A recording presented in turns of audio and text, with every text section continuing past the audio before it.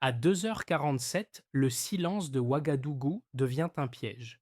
Une opération pensée comme une correction chirurgicale veut éliminer un chef et réinstaller une obéissance, mais les communications se taisent. Sur une fréquence fantôme, chaque ordre est déjà intercepté et la résistance tient. Quand la foule avance vers le palais, qui reste fidèle et que révèle ce réflexe collectif autour d'Ibrahim Traoré?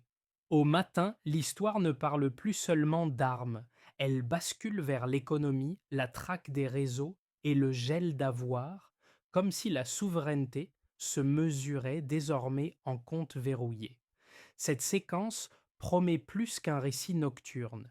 Elle propose une lecture précise des enjeux qui dépassent l'échec d'un coup d'État et touchent à la mécanique du pouvoir au Burkina Faso. En suivant les faits disponibles, le fil conducteur est simple. Comment une tentative de renversement militaire s'est transformée en bataille financière, juridique et symbolique. Le bénéfice pour le lecteur est clair, comprendre où se situe désormais le vrai levier de contrôle et pourquoi la peur n'a produit l'effet attendu. Les enjeux sont élevés.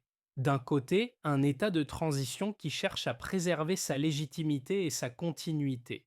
De l'autre, des réseaux internes accusés d'avoir parié sur la paralysie économique et psychologique du pays. Entre les deux, une population prise comme variable décisive, ni spectatrice ni figurante. Ce qui est en jeu n'est pas seulement la survie d'un dirigeant, mais la capacité d'un système à rompre avec l'impunité, à exposer ses propres failles et à tester jusqu'où la souveraineté peut être défendue sans basculer dans l'arbitraire. À l'aube, une arrestation et un chiffre changent la lecture des heures précédentes. Selon les éléments disponibles, plus de 28 millions de dollars sont liés au financement du plan. Un détail révèle ceci. La nuit n'était pas seulement militaire, elle était financière. Les interceptions décrites indiquent qu'une fréquence chiffrée suivie depuis des semaines a guidé la riposte. Chaque message, chaque coordination, chaque chronologie aurait été observée avant le premier tir. Dans le palais, Ibrahim Traoré ne fuit pas et pose une question interne plutôt qu'opérationnelle. Ce choix signale que l'ennemi décisif n'est pas à la porte mais dans la chaîne de loyauté. La tentative visait une décapitation rapide afin d'imposer un nouvel ordre avant l'aube radiophonique. La population, anticipée comme paralysée, devient au contraire une variable non quantifiée. Des civils convergent sans commandement formel, transformant le périmètre en présence collective. Ce basculement crée une hésitation chez les assaillants et l'hésitation suffit à briser l'initiative. Au même moment, la piste financière apparaît comme la seconde phase d'un protocole plus large. Les documents évoqués décrivent dans des promopédias, des transferts mobiles, des sociétés écrans et des campagnes de désinformation. L'objectif n'était pas la bataille rangée, mais l'asphyxie économique pour provoquer une demande de sauveur. Quand l'arrestation du colonel Songo survient sans échange de tirs, la narration change d'axe. La question devient structurelle. Qui contrôle l'argent contrôle le tempo politique. Cette séquence explique pourquoi la réponse ultérieure privilégie le gel d'avoir plutôt que la force brute. Le contexte ainsi posé prépare la suite où l'État teste la justice publique face aux réseaux internes. La chronologie montre une accélération entre 2h47 et 3h15, courte mais décisive. Ce resserrement du temps explique la perte de synchronisation du camp conspirateur. Il éclaire aussi la discipline des forces loyales, décrite comme précise et mesurée. La rue, ignorée par les calculs initiaux, devient l'élément de dissuasion central. Ibrahim Traoré observe et arbitre, laissant la légitimité sociale occuper l'espace. Ce choix réduit les options adverses sans créer de martyrs immédiats. Ainsi, le décor est posé pour comprendre les décisions économiques qui suivent. Dans cette phase, le récit se recentre sur un fil humain qui sert de guide. Il ne s'agit pas d'un héros isolé, mais d'un point de convergence entre institutions, soldats et civils.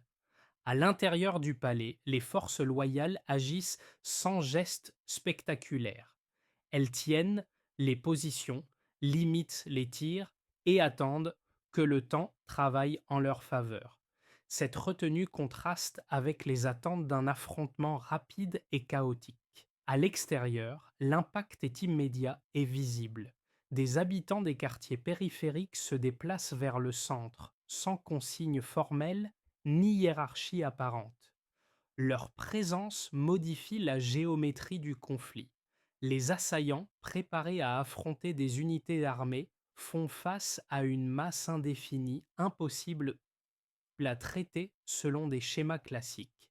Ce glissement transforme une opération militaire en dilemme politique et moral. Ibrahim Traoré apparaît alors comme un point fixe plutôt qu'un chef en mouvement. Il ne multiplie pas les ordres publics et ne cherche pas à incarner seul la scène. Son rôle est surtout d'arbitrer le tempo en laissant la légitimité populaire occuper l'espace visible. Cette posture a un effet précoce. Elle réduit le risque d'escalade et empêche la construction d'un récit de répression immédiate. Sur le terrain, cette configuration produit un premier résultat mesurable. L'initiative change de camp sans victoire armée décisive. Les forces hostiles hésitent, les soutiens internes se fragmentent et les chaînes de commandement deviennent floues. Le conflit cesse d'être un duel de puissance pour devenir une question de consentement collectif. Ce déplacement explique pourquoi la suite ne se joue plus uniquement dans les rues, mais dans les institutions et les comptes. L'activation commence avant le premier bruit. Les éléments disponibles décrivent une préparation longue, structurée autour d'une attente précise. Frapper vite, imposer un fait accompli, puis annoncer un nouvel ordre, avant que la population ne comprenne ce qui se joue. La logique est c'est classique. Décapiter le sommet, saturer l'espace informationnel, créer une confusion suffisante pour empêcher toute coordination alternative. Dans ce schéma, la nuit est un outil et le silence une arme. Le déclenchement survient dans un intervalle très court. Les communications cryptées s'animent, les équipes avancent selon des repères connus et l'hypothèse centrale reste la même. La loyauté interne tiendra assez longtemps pour garantir la réussite. C'est ici que le plan commence à se fissurer. Les messages ne circulent plus comme prévu. Les réponses attendues n'arrivent pas. L'attaque, conçue comme une surprise, se déroule dans un espace déjà observé. Ce décalage initial ralentit la cadence et ouvre une première brèche. Le climax ne correspond pas à une explosion de violence, mais à une accumulation d'hésitation. À mesure que les minutes passent, l'absence de capitulation visible devient un signal négatif pour les assaillants. Le palais reste éclairé. Les accès ne cèdent pas. Surtout, les rues ne se vident pas. À la place, des regroupements apparaissent, d'abord diffus, puis de plus en plus denses. Le calcul d'une population paralysée se révèle faux. Ce retournement psychologique est décisif car il affecte la lisibilité de la situation pour ceux qui attaquent. À l'intérieur, la réaction reste mesurée. Aucun ordre de fuite, aucune annonce dramatique. Ibrahim Traoré maintient une posture de continuité, laissant les mécanismes institutionnels et humains jouer leur rôle. Cette immobilité apparente agit comme un stabilisateur. Elle empêche la création d'un vide symbolique que les putschistes espéraient exploiter. Le conflit ne monte pas en intensité, il se transforme. Les répliques s'enchaînent rapidement après ce point culminant silencieux. Une reprise de contrôle de sites clés est signalée. Des officiers impliqués sont isolés. L'arrestation du colonel Zongo intervient sans échange de tirs, dans un contexte décrit comme administratif plutôt que militaire. Ce détail est central. Il indique que l'opération a perdu son caractère insurrectionnel pour entrer dans un registre judiciaire et disciplinaire. La tentative de coup d'État cesse d'être un affrontement ouvert pour devenir un dossier. Dans les heures qui suivent, la narration officielle change de registre. Il n'est plus seulement question d'armes ou de positions, mais de documents, de flux financiers et de responsabilités internes. Cette transition marque la fin de la phase événementielle et l'ouverture d'une séquence plus longue. Les autorités décrivent une stratégie en deux temps. L'échec de la nuit n'était que la première couche d'un dispositif plus large destiné à provoquer un effondrement économique et social.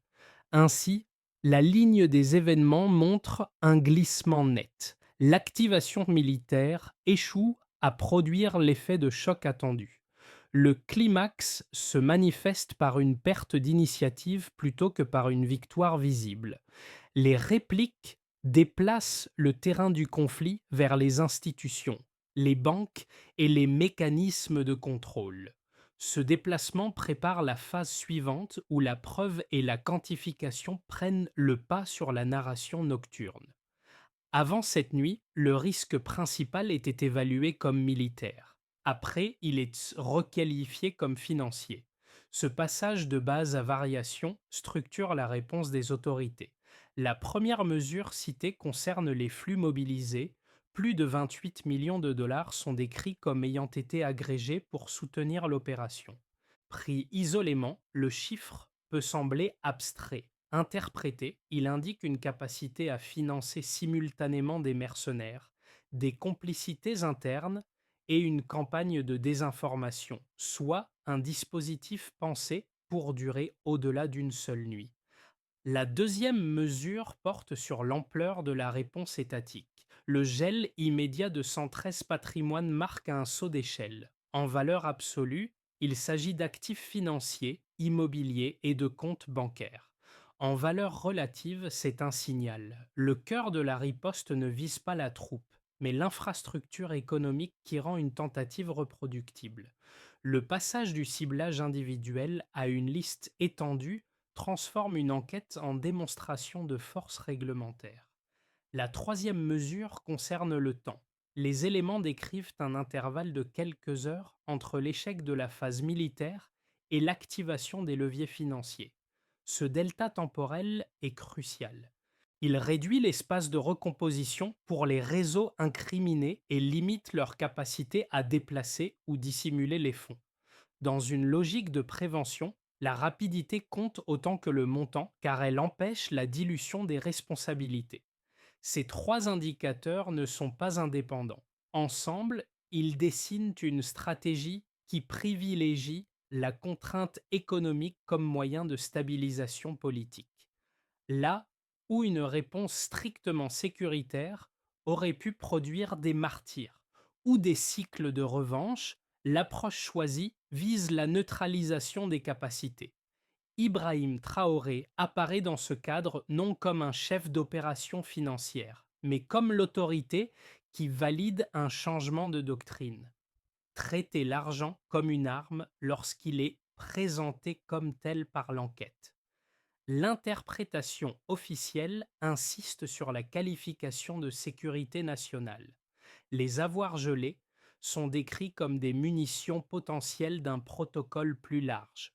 Cette lecture permet de justifier une action rapide sans attendre des procédures longues, tout en affirmant une traçabilité publique. Pour les partisans, c'est la preuve que l'État peut agir sans se cacher. Pour les critiques, c'est un précédent risqué. Les chiffres deviennent alors des objets de débat, pas seulement des constats. Sur le plan systémique, la variation est nette. Avant, les élites financières étaient bien perçues comme largement protégées par leur position et leur réseau. Après, l'exposition publique de 113 noms modifie les anticipations. Même sans condamnation immédiate, le gel crée un coût tangible. Il limite la mobilité, bloque des projets et signale que la richesse n'était plus automatiquement un bouclier. Ce changement d'incitation est l'effet le plus durable des mesures annoncées. Enfin, ces preuves chiffrées servent une fonction narrative. Elles déplacent l'attention du spectaculaire vers le mesurable. Elles ancrent le récit dans des ordres de grandeur vérifiables et réduisent l'espace des interprétations purement émotionnelles. Dans cette séquence, le nombre ne clôt pas le débat, mais il le structure.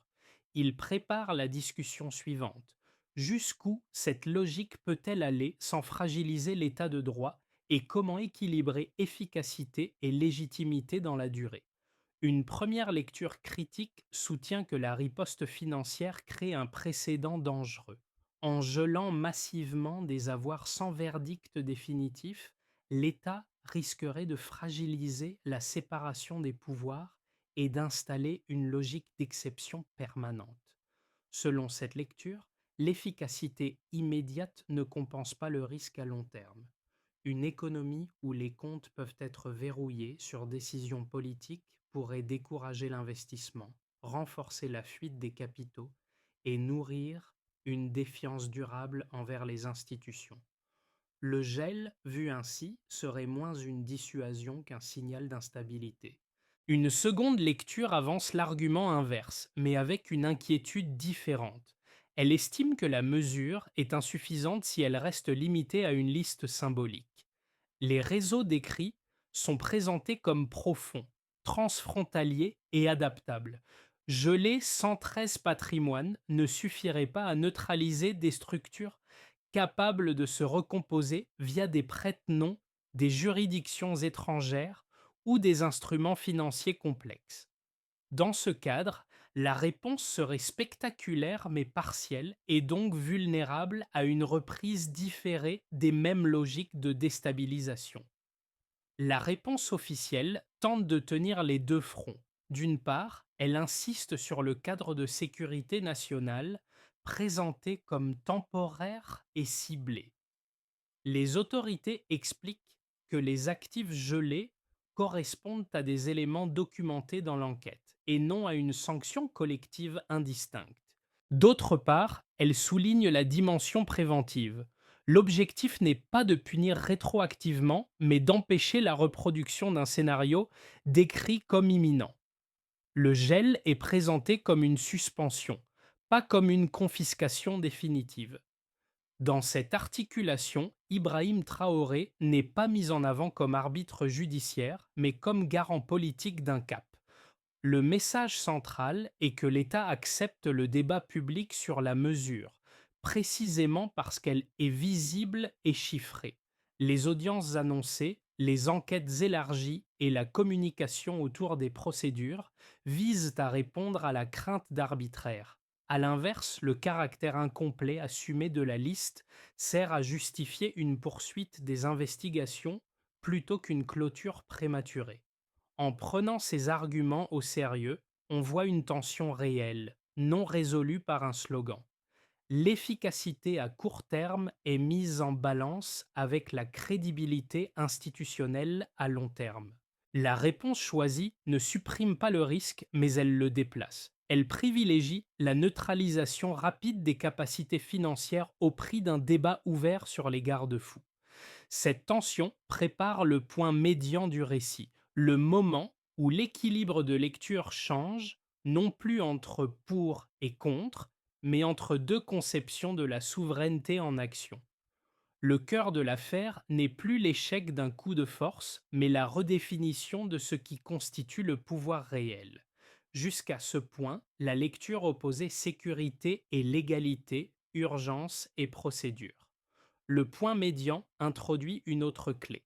La souveraineté n'est pas seulement défendue par des armes ou des lois, mais par la capacité à interrompre des circuits invisibles. Le gel des avoirs n'apparaît plus comme une réaction, mais comme un révélateur. Il met en lumière un déplacement silencieux du champ de bataille, des rues vers les bilans, des uniformes vers les contrats. Cette translation change la hiérarchie des acteurs. Les champs et les soldats ne sont plus seuls au centre. Les banquiers, intermédiaires et influenceurs économiques deviennent des figures décisives du récit. Dans cette lecture, Ibrahim Traoré n'est pas présenté comme l'initiateur d'un affrontement financier, mais comme celui qui accepte d'en reconnaître l'existence publique. Le choix d'agir à découvert, avec des listes et des chiffres, transforme une crise sécuritaire en débat national sur la propriété, la loyauté et la responsabilité. Le pouvoir cesse d'être un attribut personnel pour devenir une fonction conditionnelle dépendante de sa traçabilité. Ce point médian modifie aussi l'attente du lecteur. La question n'est plus de savoir si la tentative pouvait réussir, mais si le système ainsi exposé peut se refermer. Une fois les flux rendus visibles, il devient difficile de revenir à l'opacité antérieure sans coup politique. Le récit change d'échelle temporelle. Il ne s'agit plus d'heures ou de jours, mais de mois et d'années. À partir de là, chaque décision ultérieure sera lue à travers ce prisme. Non comme une réaction à une nuit précise, mais comme un test de cohérence. Le midpoint révèle que l'événement n'est pas un accident, mais un seuil.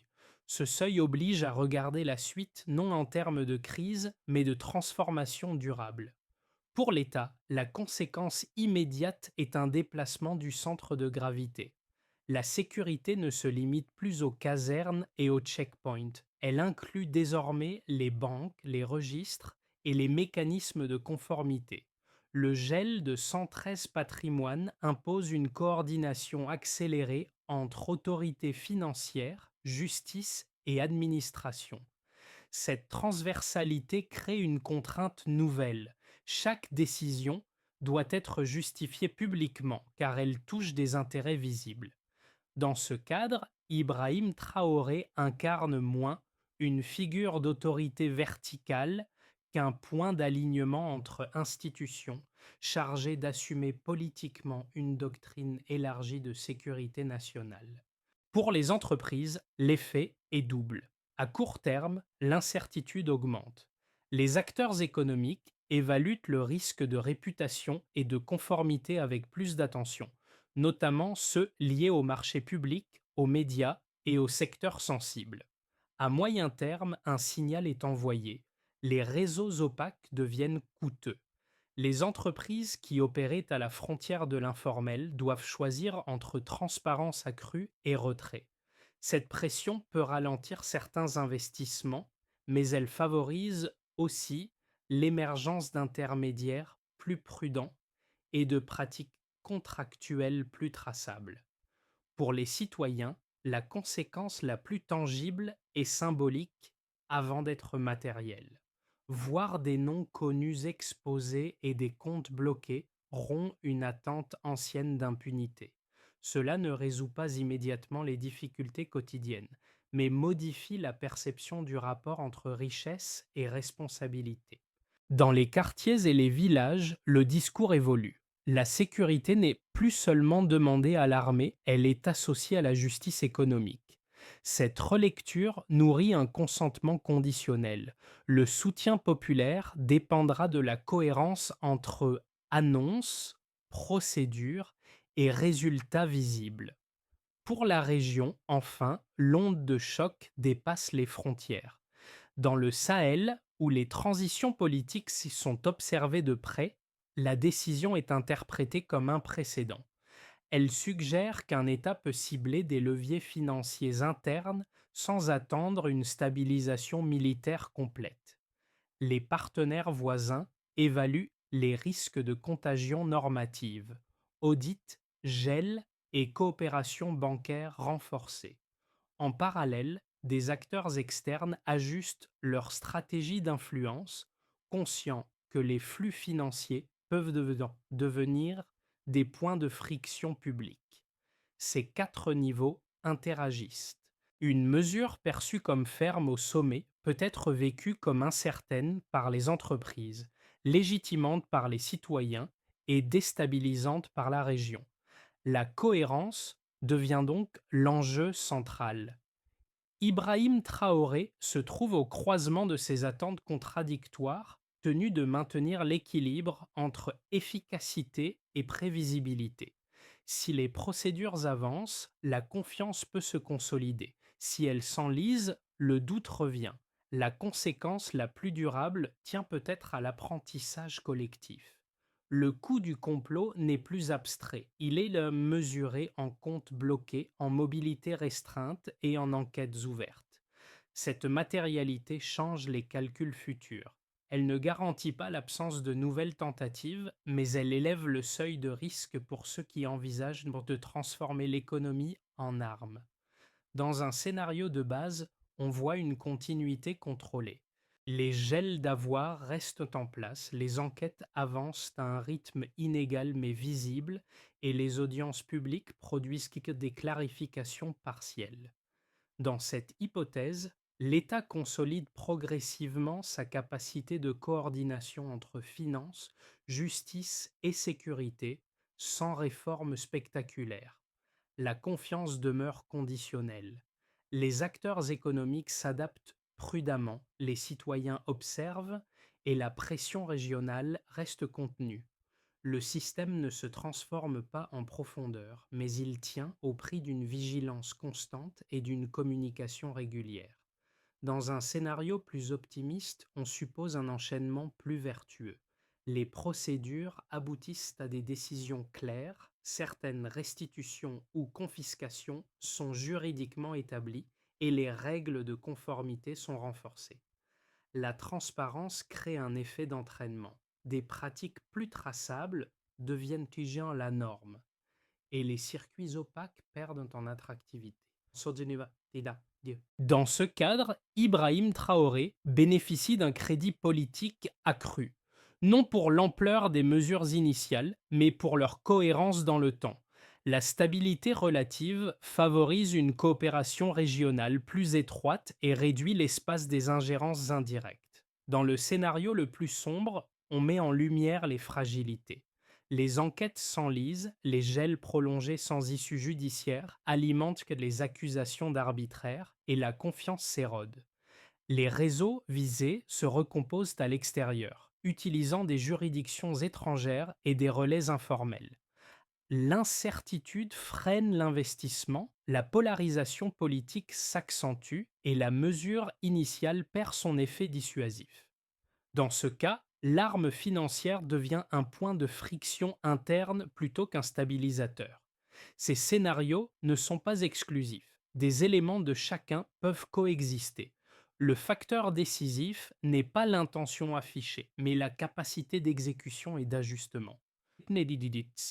Une recommandation de lecture s'impose. Évaluer chaque décision non comme un symbole isolé, mais comme une pièce d'un ensemble cohérent. Si les règles s'appliquent de manière prévisible, le risque diminue. Si elles varient selon les acteurs, il augmente. À 6 à 12 mois, le test principal portera sur la crédibilité. Non celle d'un homme ou d'un moment, mais celle d'un État capable de transformer une crise en apprentissage institutionnel.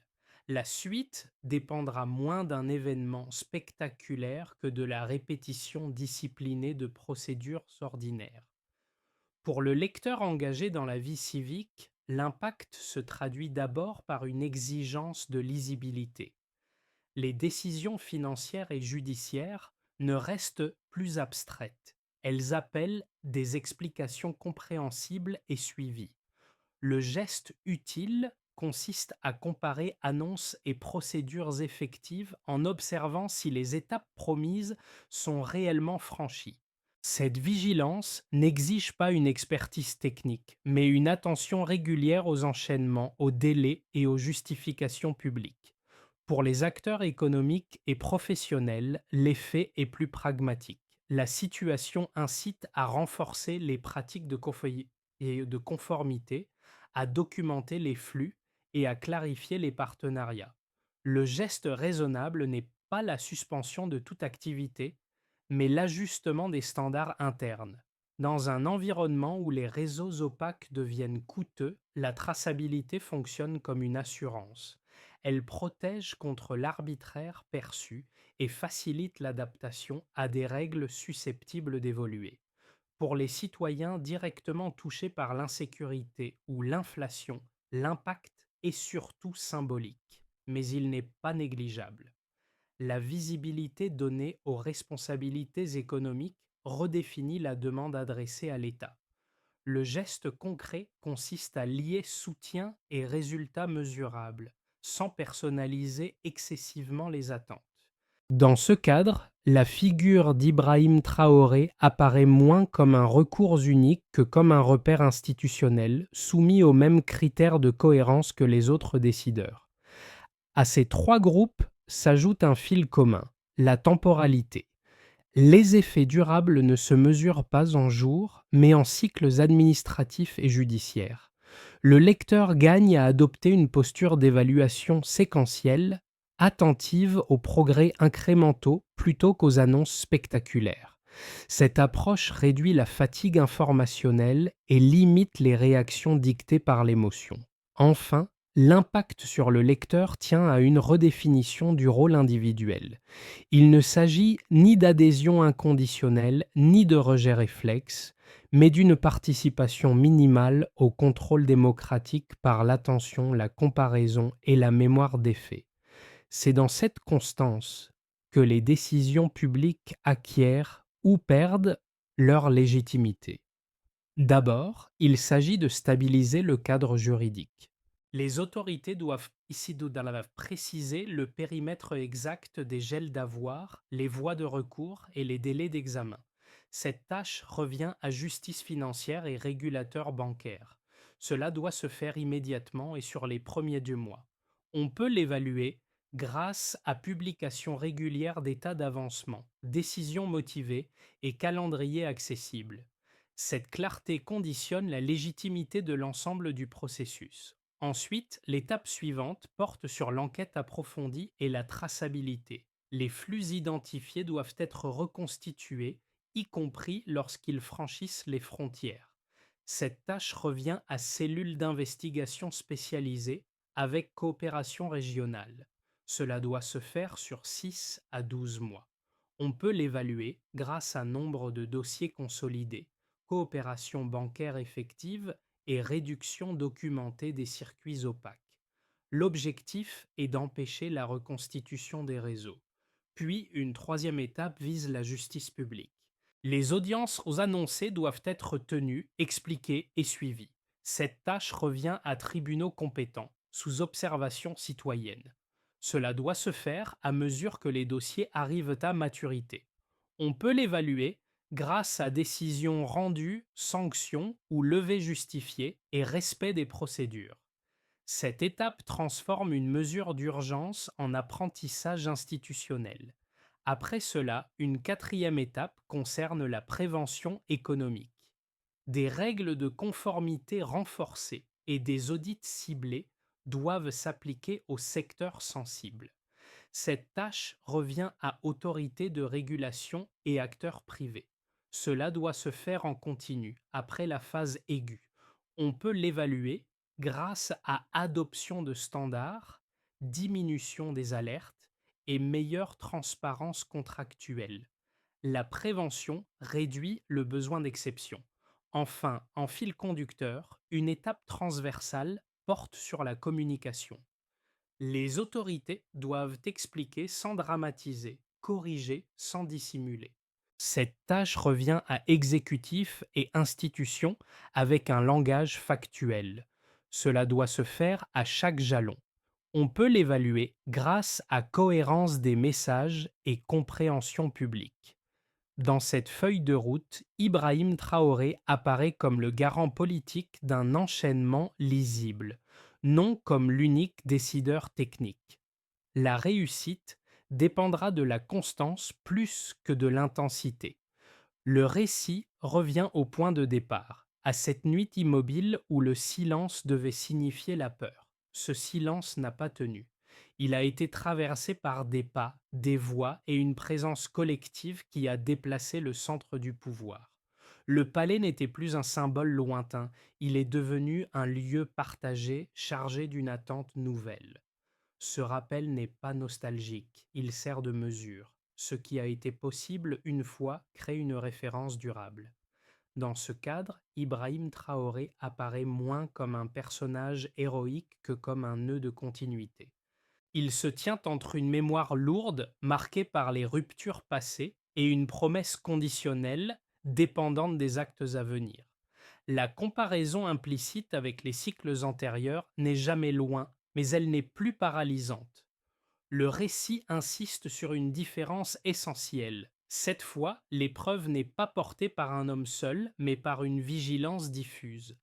Le motif qui revient est celui de la responsabilité partagée. Les portes ouvertes, les comptes gelés, les audiences annoncées ne sont pas des fins en soi. Ce sont des gestes qui rappellent que la souveraineté n'est ni abstraite ni garantie. Elle se maintient par des décisions répétées, visibles, parfois imparfaites, mais assumées. L'émotion naît de cette fragilité reconnue, non d'une certitude triomphante. La phrase qui s'impose est simple: rien n'est joué d'avance. Le moment a montré qu'un basculement est possible lorsque la peur échoue.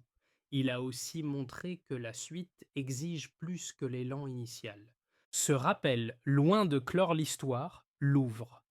Il invite à regarder les mois à venir non comme une promesse acquise, mais comme un test continu de cohérence et de courage. La dernière étape n'appelle pas une adhésion immédiate, mais une réflexion partagée. Les événements décrits posent une question plus large que le sort d'une nuit ou d'un dirigeant. Ils interrogent la manière dont une société choisit de rendre visibles ses lignes rouges et la façon dont elle accepte de contrôler ceux qui prétendent agir en son nom. Le cas du Burkina Faso devient alors un miroir, observé bien au-delà de ses frontières. Pour le lecteur, l'invitation est simple: suivre la suite sans réduire l'histoire à un duel de personnalités. Observer les décisions, les procédures, les délais et la cohérence entre paroles et actes. Discuter sans slogan, comparer sans caricature et garder en mémoire les points de bascule. Ce type d'attention est discret, mais il façonne l'espace public plus durablement que l'indignation passagère. Dans cette perspective, Ibrahim Traoré n'est ni un aboutissement ni une garantie. Il représente un moment où des choix ont été rendus visibles et donc discutables. La suite dépendra de la capacité collective à maintenir ce niveau d'exigence, même lorsque la tension retombe. C'est souvent là que se joue l'essentiel. La question reste ouverte et elle dépasse un pays. Comment transformer une crise en norme responsable sans perdre ni la fermeté ni la légitimité? La réponse ne se décrète pas, elle se construit pas à pas dans le temps.